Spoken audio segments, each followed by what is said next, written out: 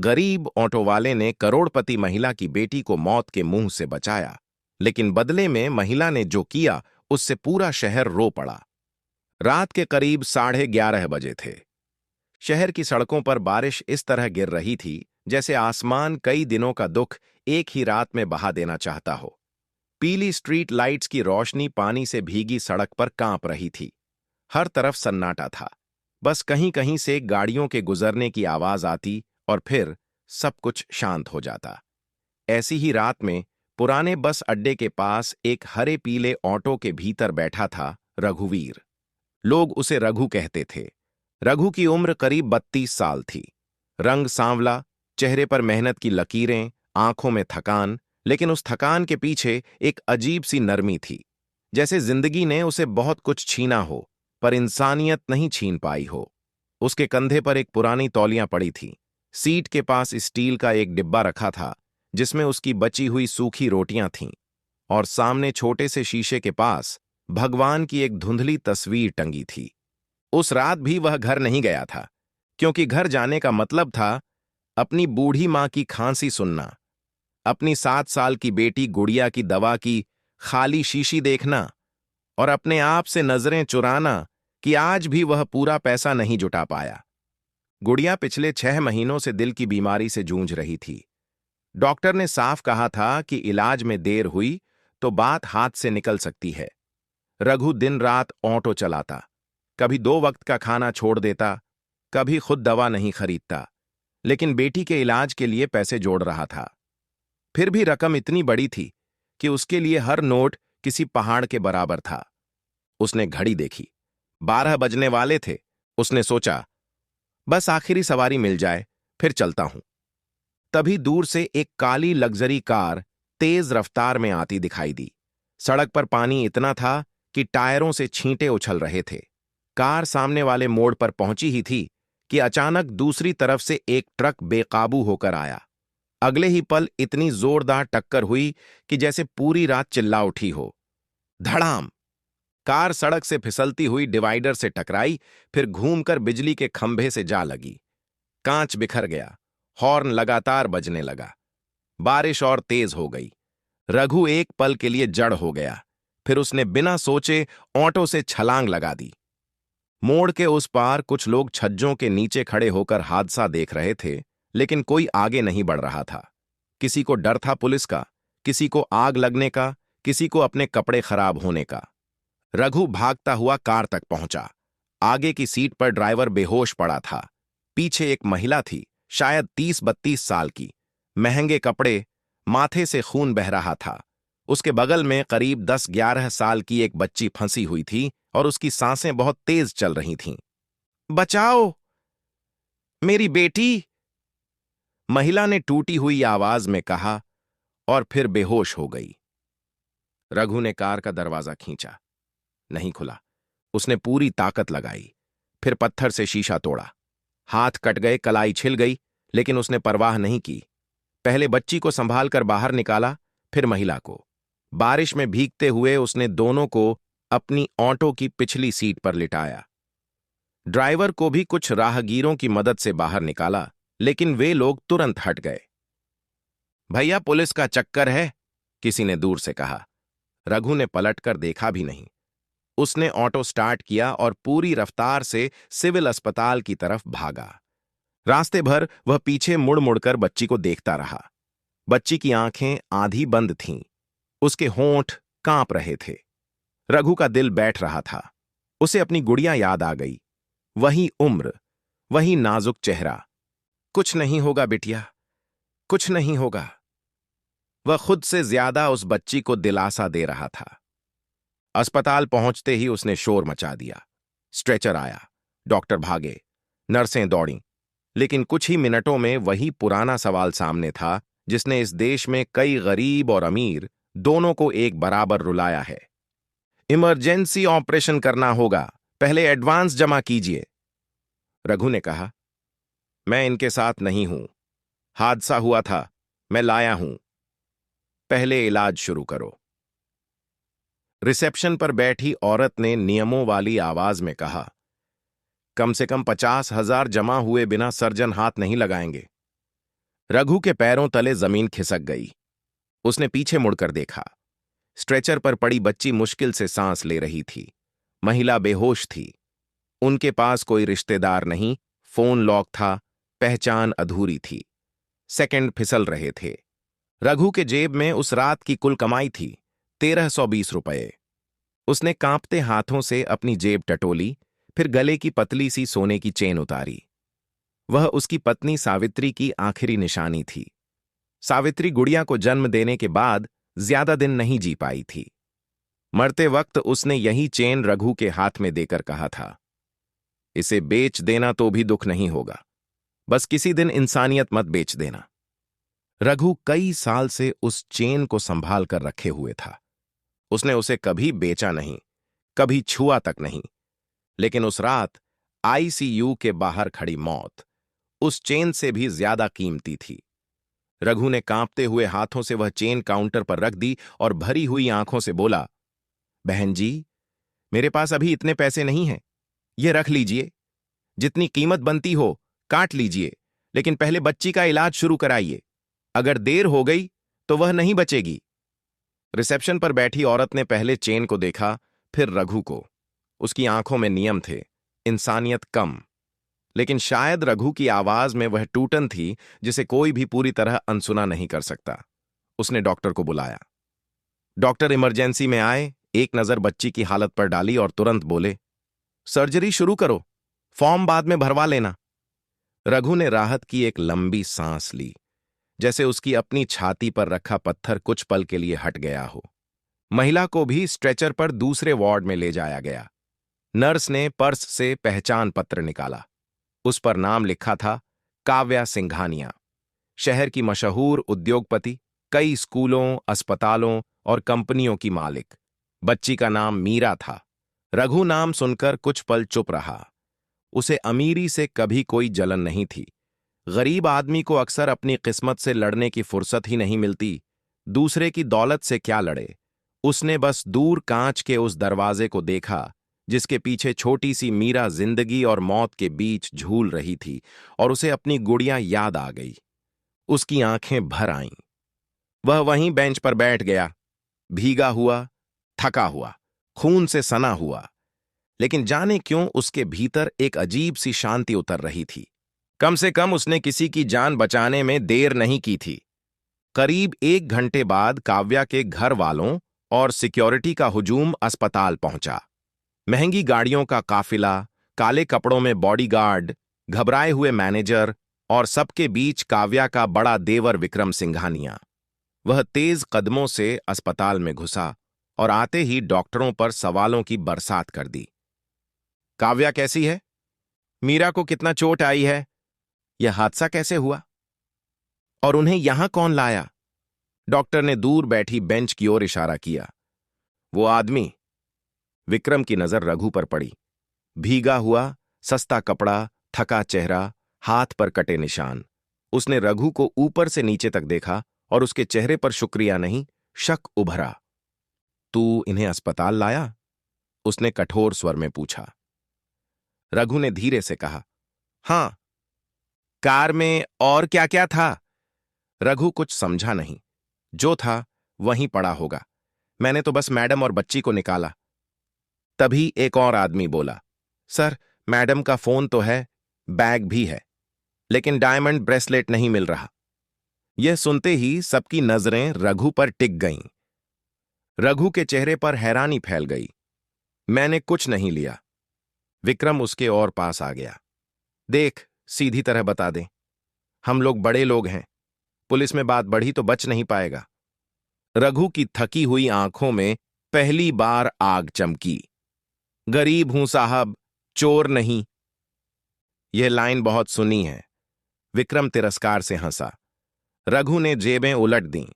कुछ मुड़े तुड़े नोट, पुराना मोबाइल, एक दवा की पर्ची और खून से भीगा गमछा, बस इतना ही। तभी एक नर्स दौड़ती हुई आई। सर, ब्रेसलेट ऑपरेशन थिएटर में मिला है। बच्ची की बांह से निकालकर ट्रे में रखा गया था। कुछ पल के लिए सन्नाटा छा गया। विक्रम का चेहरा कस गया। उसे शर्म आई या नहीं, यह किसी को नहीं पता। उसने बस नजर फेर ली, लेकिन माफी का एक शब्द भी उसके होठों तक नहीं आया। रघु ने कुछ नहीं कहा। अपमान के कई रंग होते हैं। सबसे कड़वा वही होता है जिसमें सामने वाला गलती मानकर भी झुकता नहीं। वह चुपचाप उठकर बाहर चला गया। तभी नर्स ने पीछे से आवाज दी, सुनिए, आपका नाम? रघु। आपका नंबर? रघु कुछ पल चुप रहा, फिर बोला, क्यों? मैडम होश में आएंगी तो पूछेंगी? रघु ने फीकी मुस्कान दी, अगर पूछें तो बता देना।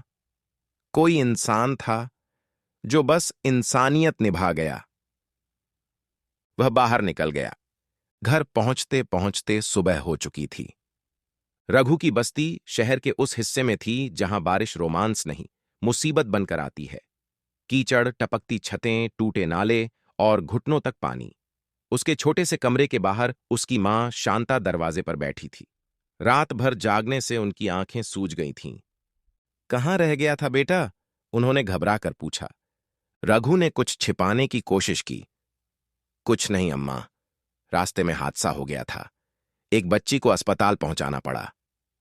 इतने में भीतर से उसकी बेटी गुड़िया भागती हुई आई, लेकिन 2 कदम बाद ही उसकी सांस फूलने लगी। वह रुक गई और मुस्कुराने की कोशिश करते हुए बोली, पापा, आप भीग गए? रघु ने उसे गोद में उठा लिया। उस नन्हे शरीर की गर्माहट ने उसके भीतर की सारी थकान को जैसे और भारी कर दिया। उसे याद आया, आज गुड़िया की दवा खत्म हो रही थी। जेब खाली थी। सावित्री की चेन भी अब उसके पास नहीं थी। उस रात की इंसानियत ने उसके अपने घर में जरूरत को और गहरा कर दिया था। लेकिन उसने कुछ नहीं कहा, बस गुड़िया के माथे को चूमा और बोला, तू जल्दी ठीक हो जाएगी मेरी शेरनी। गुड़िया मासूमियत से बोली, डॉक्टर अंकल कब ऑपरेशन करेंगे? रघु ने नजरें फेर लीं। बहुत जल्दी। झूठ बोलते वक्त उसके गले में जैसे कोई कांटा अटक गया। उधर अस्पताल में दोपहर तक काव्या को होश आ गया। उसने आंखें खोलीं तो सामने सफेद छत थी। बाईं बांह में सलाइन लगी थी और सिर भारी था। यादें टूटी फूटी थीं। बारिश, तेज रोशनी, टक्कर, मीरा की चीख, फिर अंधेरा। उसकी पहली आवाज थी, मीरा, मेरी बेटी कहाँ है? डॉक्टर ने उसे संभाला। वह खतरे से बाहर है, ऑपरेशन हो गया है। काव्या की आंखों में आंसू आ गए। उसने राहत की सांस ली, लेकिन अगले ही पल पूछा, हमें अस्पताल कौन लाया? डॉक्टर ने कहा, एक ऑटो ड्राइवर। कौन? नाम रघु बताया था। उसी ने कार से निकालकर यहां पहुंचाया। एडवांस न होने पर उसने अपनी जेब के पैसे दिए और डॉक्टर थोड़ा रुके और अपनी पत्नी की आखिरी निशानी तक गिरवी रख दी। काव्या के चेहरे पर जैसे समय थम गया। क्या? डॉक्टर ने धीरे धीरे पूरी बात बताई। देर रात हादसा, बारिश, किसी का आगे न बढ़ना, रघु का शीशा तोड़ना, मीरा को बचाना, पैसा देना, फिर परिवार द्वारा उस पर शक करना। काव्या की आंखें फैल गईं। उस पर शक किया गया? डॉक्टर ने चुप रहकर सिर झुका लिया। वही जवाब था। काव्या ने आंखें बंद कर लीं। वह जिंदगी भर पैसों, समझौतों, मीटिंग्स और चेहरे पर मुस्कान लगाए हुए रिश्तों के बीच रही थी। उसके आसपास हमेशा लोग थे, लेकिन उनमें से कौन उसका था, यह वह कई बार समझ नहीं पाती थी। हादसे की उस रात जब उसकी सांस अटकी हुई थी, तब उसे कोई अपना नहीं, एक अजनबी गरीब आदमी उठा लाया। और उसके अपने लोग क्या कर रहे थे, उसी पर शक। उसके भीतर कुछ टूट कर गिरा। उसने दृढ़ आवाज में कहा, मुझे उस आदमी को ढूंढना है, अभी। विक्रम कमरे में खड़ा था। वह तुरंत बोला, काव्या, तुम आराम करो, हम उसे पैसे भेज देंगे। काव्या ने पहली बार इतनी ठंडी नजर से उसे देखा कि विक्रम कुछ पल के लिए चुप हो गया। पैसे? वह धीमे स्वर में बोली, जिस आदमी ने मेरी बेटी की जान बचाई, अपना सब कुछ दांव पर लगाया, उसे तुम पैसे भेज दोगे? और जो अपमान तुमने किया उसका क्या? उसके आत्मसम्मान की भी कोई कीमत है तुम्हारे पास? विक्रम निरुत्तर रह गया। काव्या ने मैनेजर से कहा, सीसीटीवी, अस्पताल एंट्री, जो भी रिकॉर्ड है सब निकालो। मुझे उसका घर चाहिए, उसका नाम, उसका परिवार, सब कुछ। शाम तक पता चल गया कि रघु किस बस्ती में रहता है। अगले दिन काव्या बिना किसी शोर शराबे के साधारण कपड़ों में सिर्फ अपनी पुरानी ड्राइवर कम देखभाल करने वाली महिला कमला के साथ रघु के घर पहुंची। बड़ी बड़ी गाड़ियों और बॉडीगार्ड्स का काफिला वह जानबूझकर नहीं लाई थी। उसे एहसान जताना नहीं, इंसान ढूंढना था। जब वह उस तंग गली में पहुंची तो उसका कदम धीमा पड़ गया। कीचड़, टपकते छज्जे, छोटे छोटे घर, बाहर खेलते आधे भीगे बच्चे और उसी बीच रघु का कमरा। दरवाजा आधा खुला था। भीतर से खांसी की तेज आवाज आ रही थी। काव्या दरवाजे पर रुकी। अंदर रघु अपनी मां के सिरहाने बैठा था। दूसरी ओर गुड़िया पुरानी कॉपी में कुछ बना रही थी, शायद दिल का चित्र, क्योंकि वह बार बार बीच में लाल पेंसिल से कुछ रंग रही थी। कमला ने धीरे से आवाज लगाई, कोई है? रघु ने मुड़कर देखा। सामने काव्या थी। वह तुरंत खड़ा हो गया। कुछ पल वह समझ ही नहीं पाया कि शहर की इतनी बड़ी महिला उसके टूटे हुए घर के दरवाजे पर क्यों खड़ी है। काव्या ने धीमे स्वर में कहा, मैं शायद बहुत देर से आई हूं। रघु ने असहज होकर कहा, नहीं मैडम, आइए। काव्या ने भीतर कदम रखा। उसकी नजर सबसे पहले गुड़िया पर गई। बच्ची का चेहरा पीला था, लेकिन आंखें चमकती हुई थीं। उसने मासूमियत से पूछा, पापा, ये कौन है? रघु कुछ बोल पाता उससे पहले काव्या घुटनों के बल उसके पास बैठ गई। मैं एक ऐसी आंटी हूं जिनकी बेटी को तुम्हारे पापा ने बचाया। गुड़िया मुस्कुराई, मेरे पापा बहुत अच्छे हैं। यह सीधी सी बात काव्या के दिल में कहीं बहुत गहरे जाकर लगी। उसके गले में कुछ अटक गया। उसने रघु की ओर देखा। मुझे सब पता चल गया है। रघु चुप रहा। तुमने मेरी बेटी की जान बचाई, मुझे बचाया, अपना पैसा दिया, अपनी पत्नी की आखिरी निशानी तक रख दी, और बदले में तुम्हें क्या मिला? शक, अपमान। रघु ने धीमे से कहा, जो करना था इंसानियत में किया था मैडम, बदले की उम्मीद नहीं थी। काव्या की आंखें भर आईं। फिर भी मैं शर्मिंदा हूं, इतना कहकर उसने हाथ जोड़ दिए। रघु हड़बड़ा गया, अरे नहीं मैडम, आप ऐसा मत कीजिए। लेकिन काव्या की आवाज कांप रही थी। मुझे माफ कर दो, मैं उस रात बेहोश थी, लेकिन जो मेरे नाम पर हुआ वह मेरी ही बेइज्जती है। अगर तुम ना होते तो आज मीरा। वह वाक्य पूरा नहीं कर पाई। कमरे में कुछ पल के लिए भारी सन्नाटा छा गया। तभी गुड़िया की खांसी बढ़ी। उसे सांस लेने में तकलीफ होने लगी। रघु तुरंत उसके पास भागा। मां ने घबराकर पुरानी दवा की शीशी ढूंढी जो खाली थी। कमला ने धीमे स्वर में पूछा, बिटिया बीमार है? शांता की आंखें झुक गईं। दिल में छेद है, ऑपरेशन होना है। पर उनका गला भर आया। काव्या ने रघु की ओर देखा। उसी पल उसे समझ में आ गया कि उसने किस कीमत पर उसकी बेटी को बचाया था। जिस आदमी की अपनी बेटी इलाज के इंतजार में थी, उसने किसी और की बेटी को पहले बचाया। काव्या की आंखों में आंसू आ गए। उसने दृढ़ स्वर में कहा, गुड़िया का इलाज मैं करवाऊंगी। रघु तुरंत पीछे हट गया। नहीं मैडम, मैंने आपकी मदद इसलिए नहीं की थी कि बदले में। काव्या ने बात काट दी। और मैं तुम्हारी बेटी का इलाज इसलिए नहीं करवा रही कि तुमने मेरी बेटी बचाई। मैं इसलिए करवा रही हूं क्योंकि अगर उस रात तुम मेरी जगह होते और मैं तुम्हारी, तो शायद यही करना इंसानियत होता। तुमने हिसाब नहीं लगाया था रघु, अब मुझे भी मत लगाने दो। रघु चुप हो गया। उसकी आंखें भर आईं। इतने दिनों बाद पहली बार उसे लगा जैसे किसी ने उसके भीतर की थकान को सचमुच देखा हो। कुछ ही दिनों में गुड़िया को शहर के सबसे बड़े हार्ट अस्पताल में भर्ती कराया गया। काव्या ने डॉक्टरों की पूरी टीम लगा दी। मीरा भी अब ठीक हो रही थी और वह जिद करके अपनी मां के साथ अस्पताल आती। एक दिन उसने गुड़िया के हाथ में अपना छोटा सा खिलौना रखा और बोली, मेरे मम्मा कहती हैं तुम्हारे पापा हीरो हैं। गुड़िया मुस्कुराई, मेरे पापा तो हमेशा से हीरो हैं। काव्या दूर खड़ी यह दृश्य देख रही थी। वह धन, सफलता, बड़े घर, आलीशान जिंदगी सब देख चुकी थी, लेकिन दो बच्चियों की वह छोटी सी मुस्कान उसके लिए किसी भी उपलब्धि से बड़ी थी। धीरे धीरे वह रघु और उसके परिवार के करीब आती गई। लेकिन हर कहानी में सच्चाई जितनी सुंदर होती है, उसे मिटाने की कोशिश उतनी ही बदसूरत। विक्रम सिंघानिया को यह सब पसंद नहीं आ रहा था। उसे लगने लगा कि काव्या का रघु पर भरोसा उसके बिजनेस फैसलों को प्रभावित करेगा। मीडिया में भी अब धीरे धीरे खबर फैलने लगी थी कि एक गरीब ऑटो चालक ने उद्योगपति काव्या सिंघानिया और उसकी बेटी की जान बचाई। लोग सोशल मीडिया पर रघु की तारीफ कर रहे थे। यह बात विक्रम के अहंकार को चुभ रही थी। उसने एक चाल चली। एक शाम जब रघु अस्पताल से लौटकर अपने ऑटो के पास पहुंचा, पुलिस वहां पहले से खड़ी थी। रघुवीर? हां, तुम्हारे खिलाफ शिकायत दर्ज हुई है कि तुम काव्या मैडम को ब्लैकमेल कर रहे हो, उनसे पैसे ऐंठ रहे हो। रघु जैसे पत्थर हो गया। क्या? बस्ती के लोग इकट्ठा हो गए। कुछ फुसफुसाने लगे।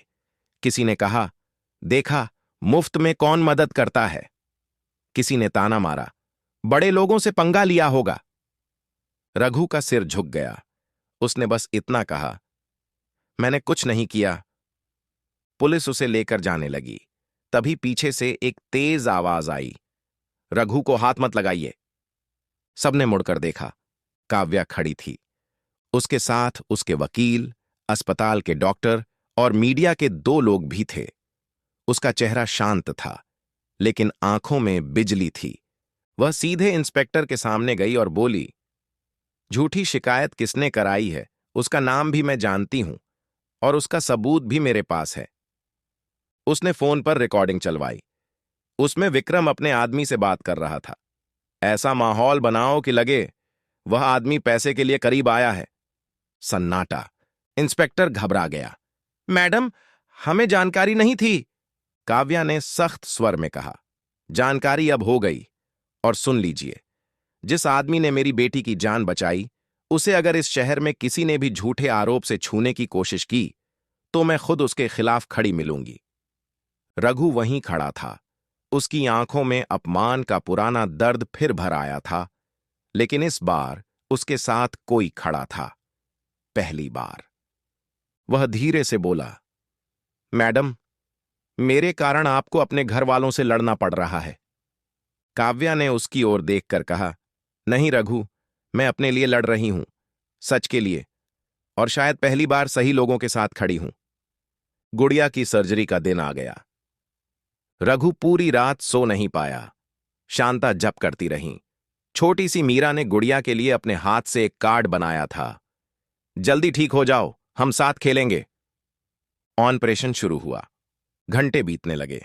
रघु की हथेलियां पसीने से भीग गईं। वह हर 5 मिनट बाद ऑपरेशन थिएटर के दरवाजे की ओर देखने लगता। काव्या भी वहीं थी। उसने उस दिन न कोई मीटिंग रखी, न कोई कॉल लिया। वह बस चुपचाप बैठी रही।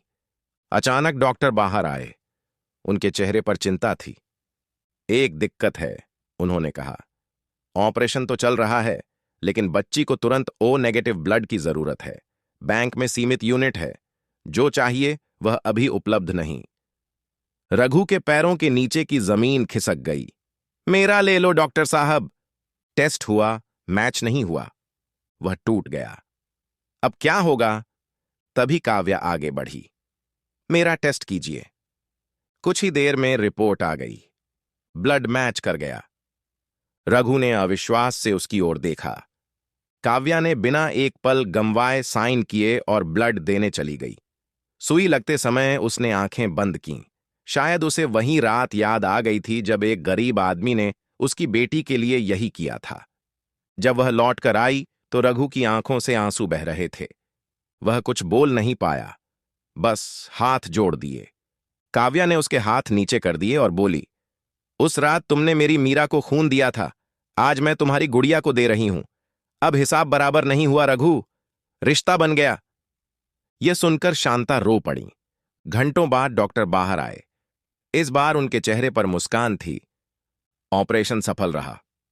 रघु वहीं जमीन पर बैठ गया, दोनों हाथों से चेहरा ढक लिया। उसके कंधे हिल रहे थे। वह ऐसे रो रहा था जैसे कई सालों से रोना रोक रखा हो। शांता ने आसमान की ओर देखकर हाथ जोड़ दिए। काव्या ने आंखें बंद कर लीं। मीरा उछल पड़ी। गुड़िया ठीक हो गई। उस दिन अस्पताल के उस कॉरिडोर में सिर्फ एक बच्ची नहीं बची थी, इंसानियत भी बची थी। कुछ हफ्तों बाद जब गुड़िया पूरी तरह ठीक होकर घर लौटी तो बस्ती में जैसे त्योहार उतर आया। लोग मिठाई लेकर आए। जिन्होंने कभी ताने मारे थे वहीं अब कह रहे थे, रघु, तू सच में बड़ा दिलवाला निकला। लेकिन असली मोड़ अभी बाकी था। 1 महीने बाद काव्या सिंघानिया ने शहर के सबसे बड़े ऑडिटोरियम में एक बड़ा कार्यक्रम रखा। मीडिया, उद्योगपति, राजनेता, समाज सेवी, सबको निमंत्रण भेजा गया। लोगों को लगा कोई नया प्रोजेक्ट लॉन्च होगा, शायद नया अस्पताल, शायद कोई बिजनेस घोषणा। हॉल खचाखच भरा था। स्टेज पर काव्या आई। उसके साथ मीरा थी। कुछ देर उसने चुपचाप सबको देखा, फिर बोली, आज मैं किसी कंपनी का विस्तार घोषित करने नहीं आई हूं। आज मैं आपको उस आदमी से मिलवाने आई हूं जिसने मुझे यह समझाया कि इंसान की असली औकात उसकी दौलत नहीं, उसका दिल तय करता है। हॉल में सन्नाटा छा गया। स्क्रीन पर उस रात की सीसीटीवी फुटेज चली। बारिश, टूटी हुई कार, लोग दूर खड़े, एक ऑटो वाला दौड़ता हुआ, शीशा तोड़ता हुआ, एक बच्ची को बाहों में उठाए भागता हुआ। कई लोगों की सांसें रुक गईं। फिर काव्या ने सबके सामने उस रात की पूरी कहानी सुनाई। कैसे रघु ने अपनी पत्नी की आखिरी निशानी तक रख दी, कैसे उस पर चोरी का शक किया गया, कैसे उसने बिना किसी उम्मीद के इंसानियत निभाई और कैसे उसकी अपनी बेटी इलाज के इंतजार में थी। हॉल में बैठे लोग स्तब्ध थे। पहली कतार में बैठे कई बड़े लोग जो अभी तक खुद को समाज का रहनुमा समझते थे, नजरें झुकाने लगे। फिर काव्या ने कहा, मैंने अपनी जिंदगी में बहुत बड़े बड़े सौदे देखे हैं, लोग लाखों करोड़ों में रिश्ते खरीदते बेचते देखे हैं, लेकिन उस रात एक गरीब ऑटो चालक ने मुझे सिखाया कि सबसे अमीर वही होता है जो अपने पास कुछ न होने पर भी किसी और के लिए सब कुछ दे सके। फिर उसने रघु को स्टेज पर बुलाया। रघु मंच पर आने से झिझक रहा था। उसने साधारण कुर्ता पहना था। शांता और गुड़िया पहली पंक्ति में बैठे रो रहे थे। किसी तरह वह मंच तक पहुंचा। सबको लगा काव्या उसे कोई इनाम देगी, चेक देगी, मकान देगी, गाड़ी देगी। लेकिन अगले ही पल जो हुआ उससे पूरा हॉल खड़ा हो गया। काव्या ने अपने हाथों से एक छोटा सा डिब्बा खोला। उसमें सावित्री की वही पतली सोने की चेन थी जिसे अस्पताल में गिरवी रखा गया था। उसे चमकाया गया था, लेकिन बदला कुछ नहीं गया था। वही सादगी, वही निशानी। काव्या की आंखें भर आईं। उसने चेन दोनों हाथों से उठाई, रघु के सामने आई और भरे हुए गले से बोली, यह सिर्फ सोना नहीं है, यह एक पति की मोहब्बत, एक पिता का त्याग और एक इंसान का चरित्र है। इसे मैंने छुड़वाया नहीं, इसे मैंने सम्मान के साथ वापस लाया है। इतना कहकर उसने वह चेन रघु के हाथों पर रख दी। रघु के हाथ कांपने लगे, लेकिन अगला पल उससे भी बड़ा था। काव्या धीरे धीरे झुकी और सबके सामने रघु के पैरों को छू लिया। पूरा हॉल एक साथ सिसक उठा।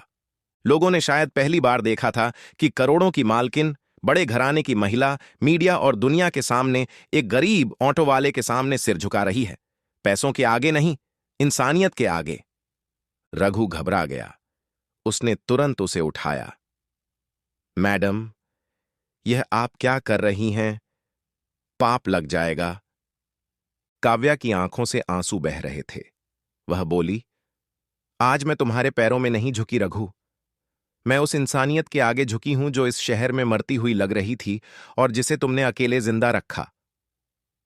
हॉल तालियों से गूंज उठा, लेकिन वह शोर भी उस पल की भावनाओं के सामने छोटा था। कई लोग रो रहे थे। पत्रकार कैमरा पकड़े पकड़े आंखें पोंछ रहे थे। फिर काव्या ने एक और घोषणा की, आज से सिंघानिया फाउंडेशन की तरफ से शहर में एक इमरजेंसी चाइल्ड हार्ट सेंटर खोला जाएगा, जहां किसी भी गरीब बच्ची का इलाज पैसे की कमी से नहीं रुकेगा। उस सेंटर का नाम होगा सावित्री गुड़िया मानवता केंद्र, और उस केंद्र के पहले ट्रस्टी होंगे रघुवीर जी। रघु स्तब्ध रह गया। काव्या ने आगे कहा, और आज से रघु मेरे लिए कोई अजनबी नहीं, यह मेरी बेटी मीरा के दूसरे पिता जैसे हैं। इनका परिवार अब सिर्फ इनका नहीं, हमारा भी है। मीरा दौड़कर आई और उसने सबके सामने रघु को गले लगा लिया। गुड़िया भी मंच पर आ गई। दोनों बच्चियां एक दूसरे का हाथ पकड़कर मुस्कुरा रही थीं। शांता रोते रोते आसमान की ओर देख रही थीं, जैसे कह रही हों, देख सावित्री, तेरे रघु की इंसानियत हार नहीं गई। उस दिन के बाद शहर बदल गया या नहीं, यह कहना मुश्किल है, लेकिन कुछ लोग जरूर बदल गए। जो लोग हादसे वाली रात वीडियो बना रहे थे, उनमें से कई ने बाद में खुद स्वीकार किया कि वे शर्मिंदा हैं। कुछ युवाओं ने मिलकर पहले मदद नाम का अभियान शुरू किया। अस्पताल ने इमरजेंसी नीतियों में बदलाव किया। मीडिया ने पहली बार कई दिनों तक किसी स्कैंडल नहीं, इंसानियत की खबर चलाई। रघु ने कभी ऑटो चलाना बंद नहीं किया, कम से कम कुछ समय तक नहीं। वह कहता था, यही मेरी पहचान है। फर्क बस इतना आया कि अब उसका ऑटो सिर्फ एक गाड़ी नहीं, उम्मीद की मिसाल बन गया था। उसके पीछे बड़े अक्षरों में लिखा था, इंसानियत सबसे बड़ी दौलत है। गुड़िया धीरे धीरे पूरी तरह ठीक हो गई। मीरा उसकी सबसे अच्छी दोस्त बन गई। शांता की दवाएं समय पर आने लगीं। और रघु, जिसने कभी किसी से कुछ नहीं मांगा था, अब दूसरों की मदद करने वालों में सबसे आगे दिखता था। एक शाम काव्या उसी बस्ती में फिर आई, इस बार बिना किसी कैमरे के। रघु अपने ऑटो की सीट साफ कर रहा था। काव्या ने मुस्कुराकर पूछा, अब भी खुद ही साफ करते हो? रघु ने हंसकर कहा, हां मैडम, गाड़ी अपनी हो या जिंदगी, धूल रोज झाड़नी पड़ती है। काव्या कुछ पल उसे देखती रही, फिर बोली, तुम जानते हो, उस रात तुमने सिर्फ मेरी और मीरा की जान नहीं बचाई थी, तुमने मुझ में बची हुई इंसानियत भी बचा ली थी। रघु ने धीरे से कहा, और आपने यह साबित कर दिया कि बड़े लोग सिर्फ पैसे से बड़े नहीं होते, दिल से भी हो सकते हैं। दोनों कुछ देर चुप रहे। सूरज ढल रहा था। बस्ती की गलियों में बच्चों की आवाजें थीं। कहीं चूल्हा जल रहा था, कहीं कोई रेडियो बज रहा था। जिंदगी वही थी, लेकिन उसका अर्थ बदल चुका था। उस रात जब काव्या वापस गई, तो उसकी कार के शीशे से शहर वैसा ही दिख रहा था, भागता हुआ, चमकता हुआ, अपने कामों में डूबा हुआ। लेकिन उसे अब हर रोशनी के पीछे कुछ और भी दिखता था। कुछ ऐसे लोग जो टूटे हुए घरों में रहते हैं, छोटे काम करते हैं, चुपचाप जूझते हैं, और मौका आने पर वही सबसे बड़े इंसान साबित होते हैं। और रघु, वह रात को घर लौटा तो गुड़िया सो चुकी थी। उसके तकिए के नीचे मीरा का दिया हुआ कार्ड रखा था। शांता भी थककर सो गई थी। रघु ने सावित्री की चेन अपने हाथ में ली, उसे आंखों से लगाया और बहुत धीरे से फुसफुसाया, देख सावित्री, मैंने तेरी बात रख ली। चेन छूटी थी, इंसानियत नहीं। उसकी आंखों से 2 बूंद आंसू गिरे, लेकिन वह दुख के नहीं थे। वह उस सुकून के थे जो बहुत लंबी लड़ाई के बाद मिलता है। और सच यही है, दुनिया हमेशा पैसों से नहीं हिलती। कभी कभी एक गरीब आदमी का साफ दिल, एक मां की दुआ, 2 बच्चियों की दोस्ती और समय पर किया गया एक सही काम पूरे शहर को रुला देता है। क्योंकि आखिर में अमीर वही नहीं होता जिसके बैंक में करोड़ हों। अमीर वह होता है जिसके भीतर इतनी जगह हो कि वह किसी अजनबी के दर्द को भी अपना समझ सके।